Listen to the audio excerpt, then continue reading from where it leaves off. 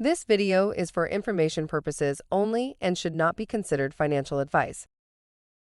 Many voices in the online investment world consistently encourage people to invest and claim they can show them how.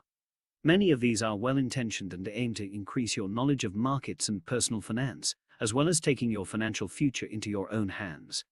Many of these are good and well-intentioned practitioners. They aim to help people overcome the fear of mostly the daunting amounts of knowledge they would have to ingest, by making investing more relatable to their daily lives. Yet what's also important in these times of bull markets is that once you do have the basics of discipline and investing down pat, return, risk and time are the most important factors in regards to growing your hard-earned savings over time. These factors, as boring as they may seem, are achieved by diversification. Many of us are drawn to the momentum of recently well-performing stocks like Microsoft and Apple, but if someone were to tell you that you had to buy a stock that you couldn't sell for 50 years, would you still buy it, or would you buy an index that will always contain the winners? Yes, there are stocks that have survived this long and thrived, but picking them and seeing outsized returns for 40 years, especially when millions of others are trying to emulate them, is very unlikely to happen. Many of the people who got rich off of Enron and GE stock in the late 90s and early 2000s thought they bet on the right horse, but life is long and the top of the mountain almost never has the same companies on it. There are also a number of voices espousing a more simple approach, which is to just invest in index funds precisely for the reasons mentioned earlier. Over time, a simple market capitalization weighted index like the S&P 500 has beaten managed equity returns over periods greater than 15 years. If you are a betting person, it makes more sense to go with the index over time. Bond indexes and active management. With so much focus on equities, probably because they offer the largest and often quicker returns, along with the greatest risk, advice on bonds tends to get drowned out. Many assume that the index logic applies to fixed income just as it does for equities, but this isn't necessarily the case. A market capitalization weighted equity index rewards investors as companies increase their profits. This means that the value of their shares grow with the profits and they take up a larger and larger portion of the index. This means that the equity indexes are typically made up of the winners, which are either the highly profitable companies like Apple, or the companies that the market thinks will be highly profitable in the future like Tesla. However, this is not the case for bonds. A bond index is a representative sample of the universe of bonds that are available at any one time. Since companies and countries have different debt needs at different times, indexes may shift in their composition, and this means the largest debt issuers will get a larger portion of the index, which means they don't have to be profitable, just issuing a lot of debt.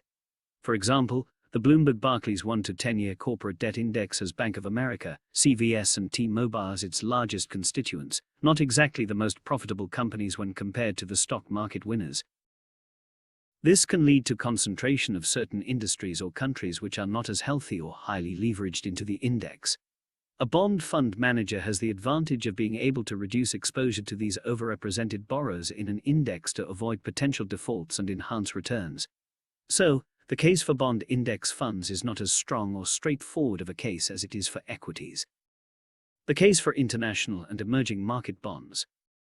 That being said, just like equities, bond returns can also benefit from diversification, and here is where American and most rich world investors may be losing out by following the conventional wisdom of holding government bonds and stocks in their portfolio.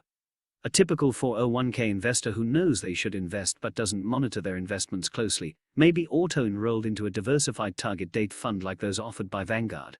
These funds use modern portfolio theory to adjust over the investor's lifetime away from equities and towards more bonds. What are those bond investments actually?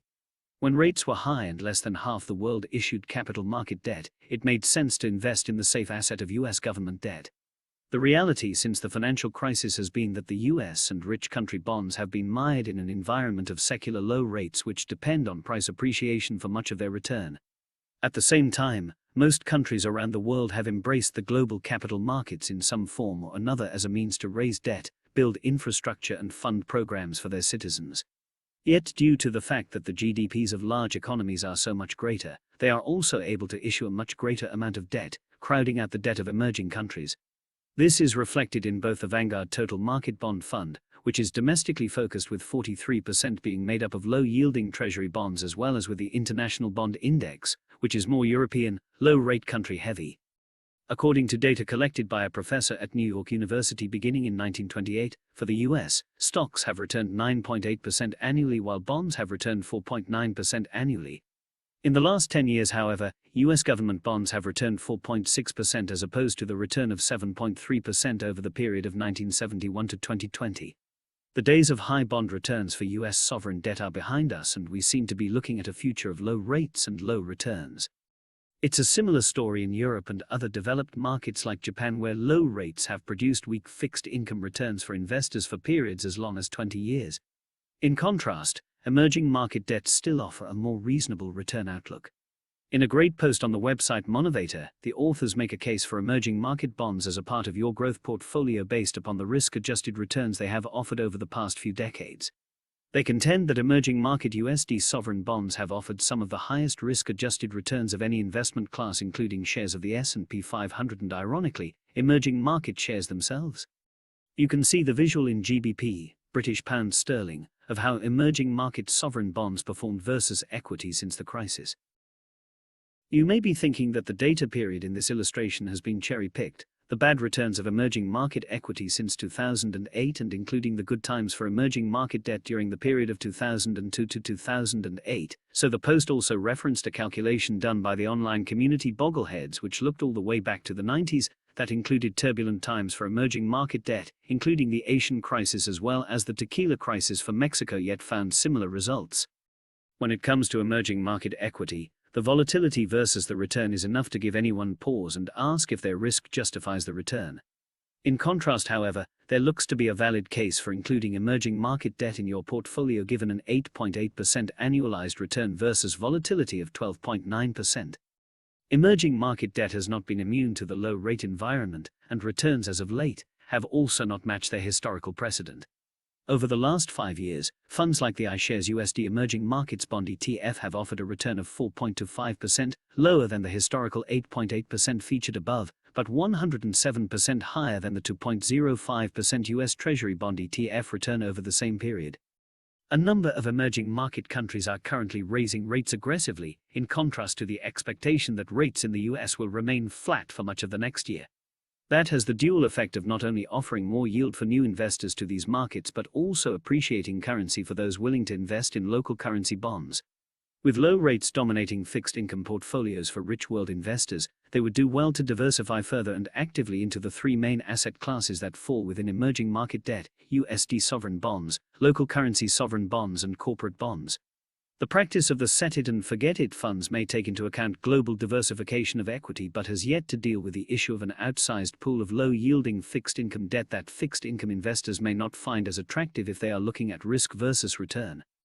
As discussed earlier, investors may also benefit more in this sector through active management.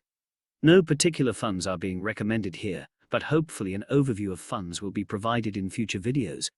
Emerging market shares continue to disappoint, but it doesn't mean investors should write them all off. There is still value to be found in their bonds.